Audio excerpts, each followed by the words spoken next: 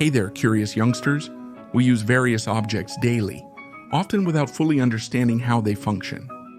From a camera to the mechanism behind the seatbelt, we can investigate how everything works. For this and much more, these are 10 things you didn't know. How do they work? 1. Lock. When we want to close a door, we can lock it, activating a lock mechanism. But did you know how a lock works? Each key has its unique shape, which will have to match exactly with the lock. Inside the door, we find a mechanism composed of several vertical shafts that cross the drum and the cylinder. Each shaft contains a spring, pin, and counterpin, with the springs keeping the pins at varying heights, waiting for a key to enter. Now, for the drum to turn and the lock to open, the pins must align with the shear line. When an incorrect key is inserted, the drum doesn't turn because the pins are misaligned. But when we use the correct key, everything aligns and the drum turns. Yes, it's as simple as this. Even though this lock is one of the most basic ones, there can be some other more complex models. 2. Seatbelt. When we get into a car, we know that we have to put on the seatbelt in order to survive any accident without problems. But did you know how the modern seatbelt works? It not only holds you back to keep you inside the crashed car, but it also moves in a certain way to prevent internal injuries. And it can gently hit against the airbags in case the car has them. The basic mechanism consists of a spring, possibly spiral, connected to the belt, allowing for its expansion. When released, it returns to its normal position, but during an accident, it prevents us from moving freely. There is a mechanism where a ball rests quietly, but when braking suddenly, it moves, releasing a grip that blocks the movement of the belt, which ends up securing us to the seat. There is also a second mechanism that locks the belt when it's moved very quickly, even when we're stationary. This works like a wheel, where a piece is held very lightly, so when the belt turns gently, this turns. But if it moves very fast, the wheel simply gets stuck, which locks the belt. Basic mechanisms will be added to more complex ones, depending on the car model. Always wear your seatbelt. Timmy 3 AK-47. Also known as the Kalashnikov rifle, the AK-47 is one of the most successful and at the same time deadliest inventions in all of history. And behind such success is a very interesting operation that we will see now. To begin, you need a magazine with ammunition that has a spring as shown at the bottom, which is going to constantly push the ammunition to be exposed at the top. Once the projectile is loaded into the chamber, the trigger is pressed. When this occurs, the hammer is released within the mechanism, forcefully striking the firing pin. The firing pin strikes the primer of the ammunition and the explosion occurs that releases the projectile from the casing. Now, this assault rifle is characterized by what happens now. The explosion's gases reach the upper barrel, pushing the mechanism backwards. In this way, the spent casing leaves the weapon, while a new round is placed on the return, ready to be fired. And if you were wondering about the automatic mode, well, once we switch the fire selector, the disconnector is blocked, and in this way, it avoids retaining the hammer each time it is fired. So now, being released, it simply moves automatically and the rifle fires incessantly. 4. Tattoo machine. Although there is currently a great trend for tattoos, these drawings that are impregnated in our skin are not new at all. Because if we go back thousands of years, we find Egyptian mummies who had tattoos on their skin. But if we focus on the present, did you know how a tattoo machine works?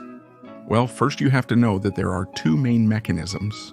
On one hand, a simple motor with rotation, and on the other hand, a motor with static. In this, we will focus on the following steps. First, the needle tip is placed in an ink container to become impregnated. Then, the needle will pierce the epidermis, the skin's outer layer. The ink will be released into the dermis, the second layer of the skin, ensuring it stays there permanently. To understand how the machine works, we have to know that the needle is connected to a metal bar known as an inertia bar. This bar is going to go up and down, which is going to cause the needle to go in and out of our skin, depositing the ink. Once the tattoo artist presses a pedal, energy starts running through the machine. The energy flows through the cable to two large copper coils, generating a magnetic field. This magnetism pulls the inertia bar down and lowers the needle. But when this happens, the inertia bar stops making contact at the top and the circuit breaks. Then the bar goes back up, and when it completes the circuit again, the magnetic field that forces it to go down is formed again. And so, as long as there is electricity, the bar will go up and down indefinitely, causing the needle to penetrate the skin hundreds of times and tattooing our body. 5. Camera. The first photograph was taken in the year 1826, and to this day, more photos were captured in the last year than throughout all of history. But did you know how a digital camera works? The first thing we need is light, as our device is going to give us an image through the light it receives from the environment. Light will enter the camera by passing through multiple lenses. The diaphragm, an element that controls the amount of light passing through based on its opening size, is also included.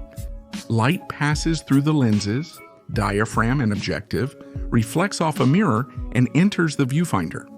And only once we press the shutter button, the mirror lifts and the light goes directly to the image sensor. This sensor is a small screen made up of thousands of light sensors.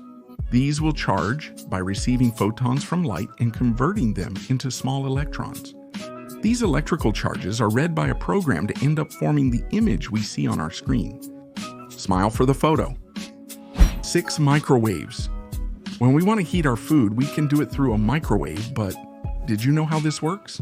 It seems like magic, but it's science. Among the different waves that exist, we will focus on electromagnetic waves, and within these, on microwaves, which are aptly named because they are waves with a very short length between the peaks of the wave. But anyway, let's continue with the operation. The microwave is composed of a magnetron responsible for producing the electromagnetic waves. And since the box is a special box that allows the resonance of the waves, it makes them bounce all over the microwave. These waves are going to pass by the polar molecules that make up our food, and these react like little magnets and start to vibrate. In this way, heat is produced, which ends up heating our food. These strange polar molecules are found in sugar, fats, and water. And yes, all foods are composed of water, so the microwave allows us to heat any food we put inside it. Atomic Bomb 7, the 6th and 9th of August, 1945. 2 atomic bombs were going to be dropped on the territories of Hiroshima and Nagasaki to end the Second World War. But do you know how an atomic bomb works? That bomb dropped on Hiroshima, the little boy bomb, worked in the following way. An atom consists of neutrons, protons, and electrons. The nucleus contains positively charged protons and neutral neutrons. A large mass of energy keeps the nucleus stable when in balance. But if this nucleus is broken, energy is released in what is known as fission. And that's where the atomic bomb appears. In order to achieve the fractionation of the nucleus and release energy, a neutron needs to be launched against a nucleus. And since not all nuclei have the same possibility of fission, elements like uranium are used, 235, which are much more fissionable. But in reality, what makes atomic bombs so powerful is the chain fission. When a neutron strikes a nucleus, it fissions and releases neutrons that strike other nuclei, creating a chain reaction, which releases an incalculable amount of energy. And the specific way in which this fission occurs? This occurs when a uranium-235 projectile is fired at a mass of the same material inside a bomb. And then when the neutrons from these collide, a chain explosion develops. This powerful fission releases gamma rays and X-rays along with its destructive burning, affecting people in both the short and long term. In recent decades, there has been a significant increase in the use of clean energies like wind and solar power. But do you know how a solar panel works? A panel is composed of different solar cells, and each cell works in the following way. The cells are made up of semiconductor and insulating materials. Supporting all of this is a vast amount of theory and scientific knowledge, which we will leave to the subject matter experts.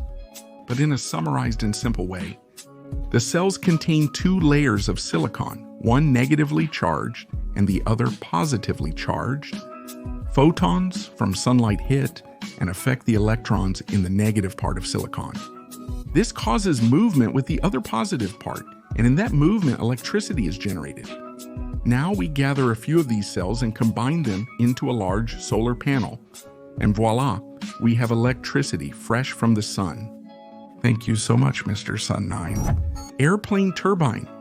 Airplanes are simply amazing, and the main element for an airplane to take off, fly, and land, we find it in its engines.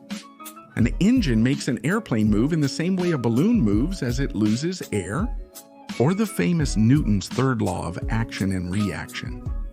The engine heats the cold air that enters from the front to achieve hot air that expands and generates the propulsion we are looking for. The first part of an engine is compression. It takes the cold air from outside and compresses it. In this way, a compressed gas is generated with a much higher temperature. The second part relates to combustion. In this section, fuel is injected with the compressed air to achieve hot air, which when expelled by the turbine, ends up generating propulsion. And refrigerator, the logic behind the operation is quite simple. The refrigerator is composed of layers of insulating materials such as plastic and foam. And also, it is composed of a set of mechanisms that are responsible for keeping the cold inside and the heat outside. The circuit begins with the refrigerant, a liquid that has the ability to absorb heat from one space and release it in another. Then we come across the compressor, a mechanism that is the heart of the circuit and is responsible for moving the refrigerant throughout the refrigerator. This machine absorbs the refrigerant at low pressure and temperature, then compresses it and increases the temperature. Then the hot liquid reaches the evaporator, where the cold is produced. The liquid moves through a wider pipe, which allows it to expand and evaporate. And when does it turn into vapor there?